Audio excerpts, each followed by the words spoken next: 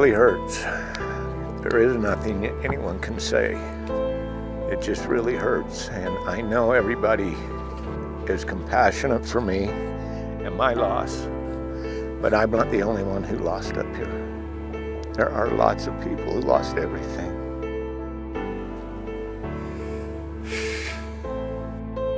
We started building this cabin 10 years ago. In 2014, I retired after 28 and a half years with Salt Lake City Fire Department. And this was going to be our retirement home. Just flat on the ground. What do you say?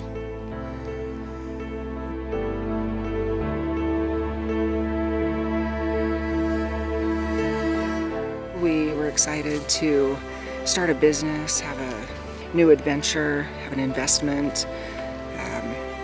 We found this place and knew we had to have it. Knew we had to do this. We had to figure it out.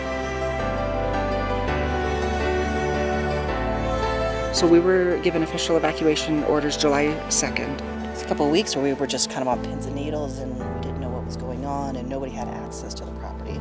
The firefighters are just amazing people with incredible resources. They're so impressive. We show up and our place is still here. We just couldn't believe it based on some of the pictures we had received. Somehow they're really able to save this slice of heaven is what we call it, and we were just so grateful. I was a firefighter for 28 and a half years, and I saw a lot of fire. And this was just of a magnitude that I just never seen anything like it. That fire had to have been so hot just to do the damage that it did. We went up to Montana to try and look at some concrete log homes. My neighbor called and said, "I hate to be the bearer of bad news, but your place is being flooded right as we speak." And that flash flood brought so many logs with it from the burn scar that I had a 1,000-foot log dam that was pushing the water on my property and actually cutting a new riverbed.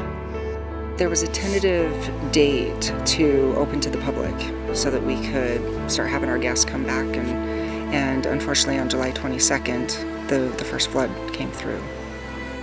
We knew the cleanup effort was going to be extensive. Debris and mud everywhere. And we knew, based on all the reports from everybody, that it was going to be, it wasn't just a shutdown until we could clean up, it was probably a shutdown for at least a year. We came up here, started cleaning up everything. A good neighbor to the south of me, I called him and he brought his backhoe down. Thought we had it licked, but the river flooded a second time. And this time it brought 10 times the water. Literally 10 times the water.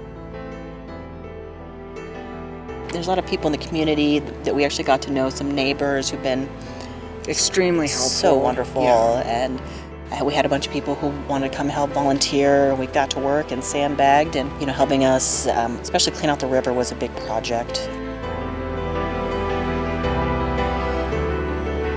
One of the things I think is unique about this particular fire, I really saw the community come together, but not just the people, really the elected officials around here. Wow, those guys were really stepping up and being involved. They were engaged and did an outstanding job, and we could tell that they really cared about the people in the counties. It was amazing to see the community really come together. The mountain of surplus clothes, the mountains of food, the truckloads of water and Gatorade that came into this evacuation center. Truly, I was impressed of the outpouring of the caring and feeding that the community had for those folks that were displaced. There's a lot of love between the neighbors up here. And everybody wants to come in and give you that helping hand that you so much need. We have received so many phone calls and emails, and we want to come help. We believe in you guys. We want to support you guys. And they're here for us. These are the awesome people we've met this past 2 years. It's incredible. And I want them all to know that I appreciate and I love them for everything they've done for me. I'll never be able to repay them back.